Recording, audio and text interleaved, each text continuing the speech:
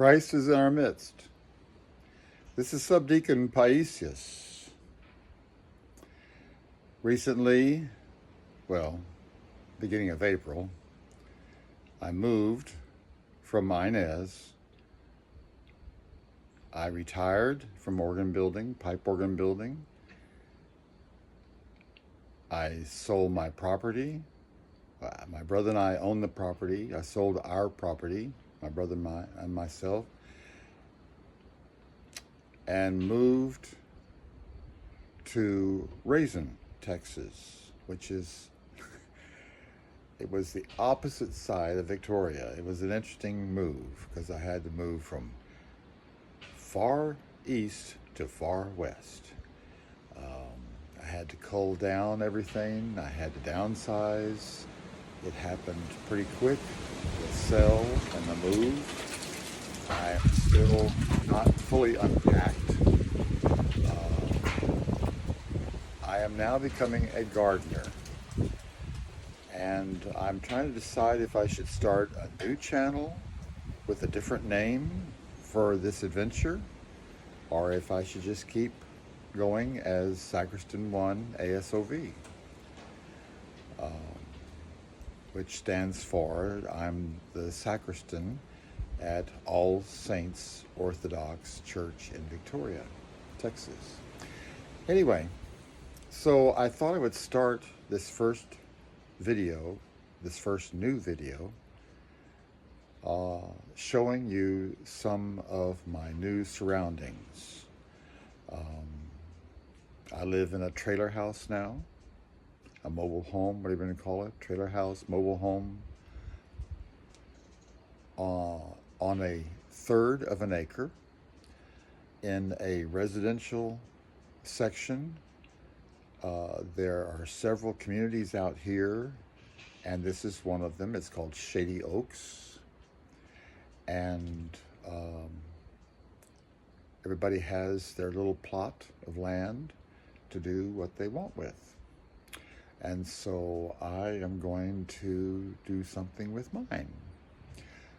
I was very fortunate, and I'm sorry this is so much talking. There were oak trees here, 3 big groupings of oak trees, one in the front, one in the middle, and one in the back. I'll show you those in a minute. That was a factor for wanting to buy this place. The fact that the backyard, basically the whole yard, front and back, was a blank slate.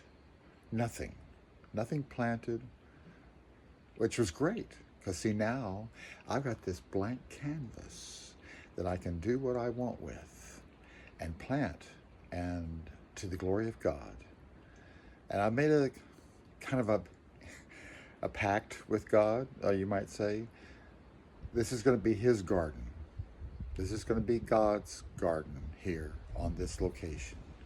And everything I do towards this garden and towards the whole place is to the glory of God.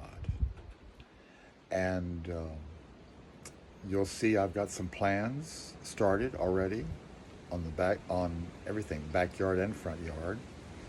And I'll show you those in a minute. I'll try not to do all just nothing but talking, but anyway, I have to introduce myself, introduce this situation, because I feel like this is the first of a new adventure of videotapes. And you never know who's going to watch them, or if anybody will watch them. I don't have a lot of followers, and I'm not after that. I just want to document it mainly for family and friends and those who might be interested. I did gardening videos a long time ago when I started my fruit orchard in Inez, and then I decided to do away with all those, and those have been erased. You won't find them anymore. And I stuck to just religious recordings of my church and events related to my church. I'm Eastern Orthodox, a member of the Orthodox Church of America, and you can look all that up if you want, oca.org. Anyway, I'm not here to proselyte or anything. I'm just saying who I am, introducing myself, who I am, what my faith is. I'm a Christian. So and I love to garden. I was a pipe organ builder for 44 years, and now I'm retired, and now I'm going to be a gardener for God, okay? This is going to be His garden, okay? So, maybe that's enough talking.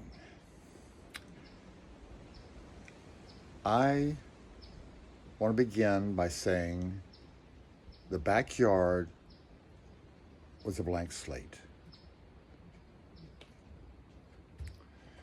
Now I have to see if I can figure out how to do this.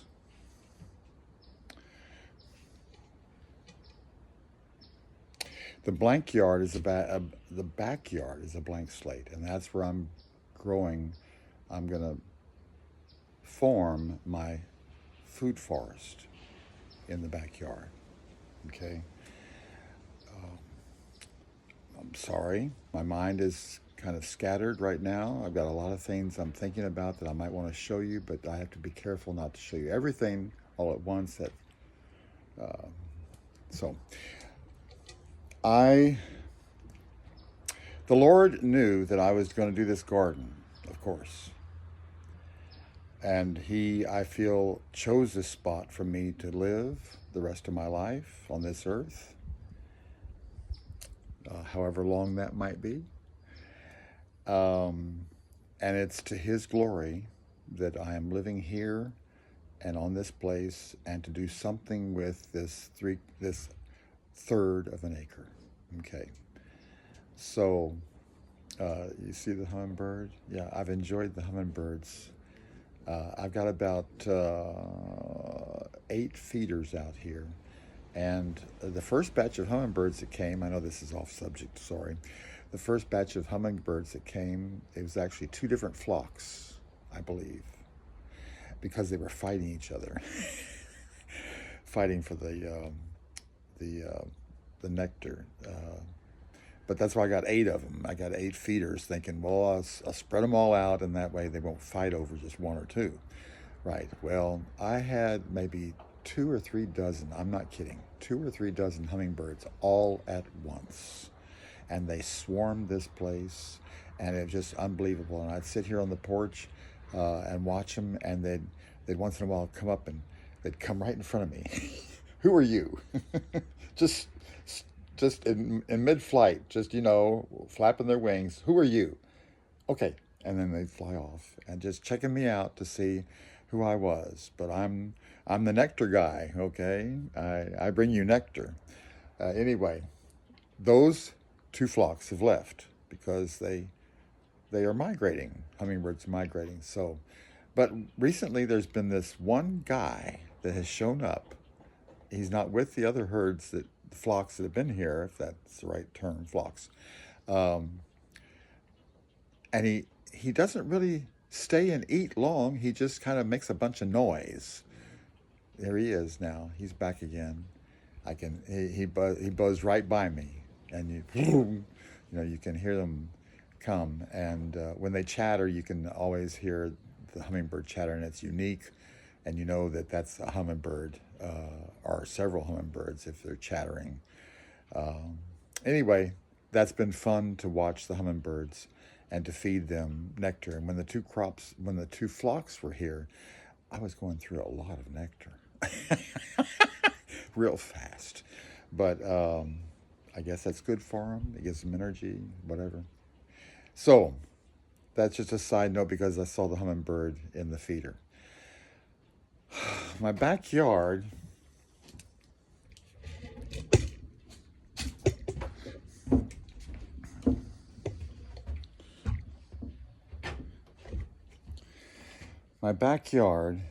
is a blank slate.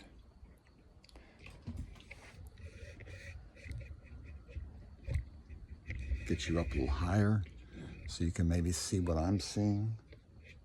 Okay. I haven't made a video in years, so sorry. Bear with me. I'm trying to get acclimated again to what I need to do. That's my backyard. Okay, minus the hummingbird feeder.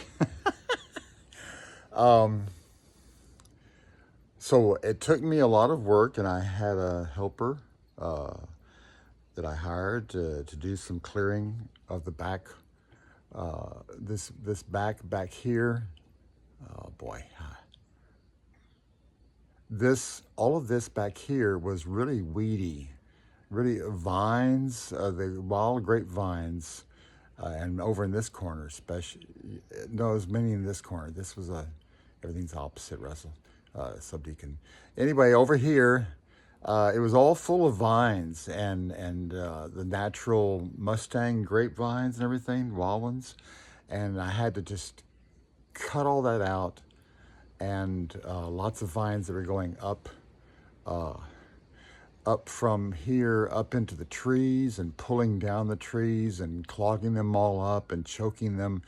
I know some people think that vines are good for trees. I know. We've had that discussion, but I like to get rid of the vines. I think the tree does not need the vine. It needs to grow on its own.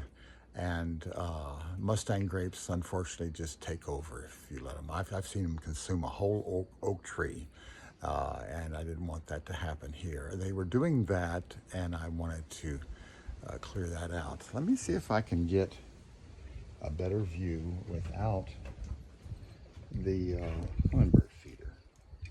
And I'm trying to work around somebody. I'm going to show you in a minute. Okay. So, again, that's my backyard.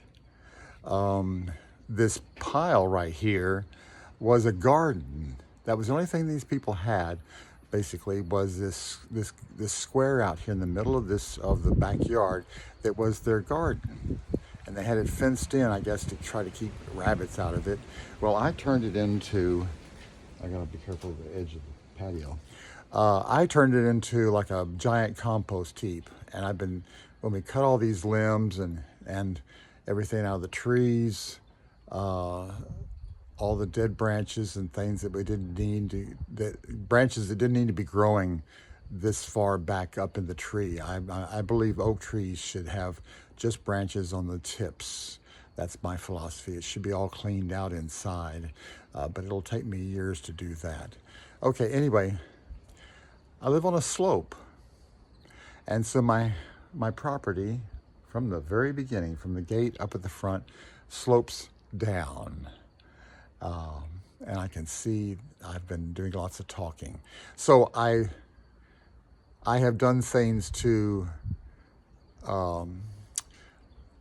swales. I have swales all across from one side to another of the backyard. There are 7 swales to try to slow down the progression of the water as it migrates, you might say, down the property. I don't want it to just, in the past, I can see evidence that it has just run off, and there's been lots of erosion all these years, and I'm trying to stop that because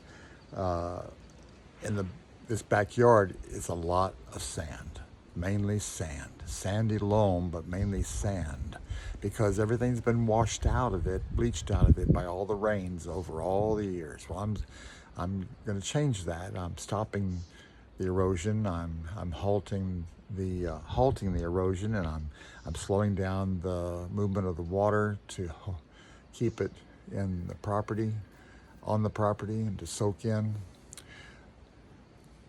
So that's the backyard. It's a blank slate, and now it's got these 7 swales going from one end to the other. Now, I plan to plant a border. Gosh, I can't point with the camera. I'm gonna have a hedge over here on this fence row, and then I'm gonna have a privacy hedge here of bamboo on the back, and then another row here of a hedge that's willow trees. This hummingbirds come back. I don't know if he'll let me turn this around and do him or not.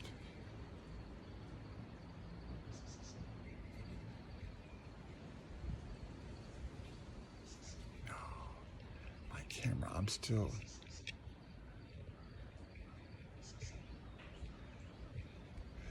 Okay, he's gone. All right. Again, I apologize. It's been a long time since I've made a video, and I'm a little rusty. I'm finding out right now I'm a little rusty. So, okay, so I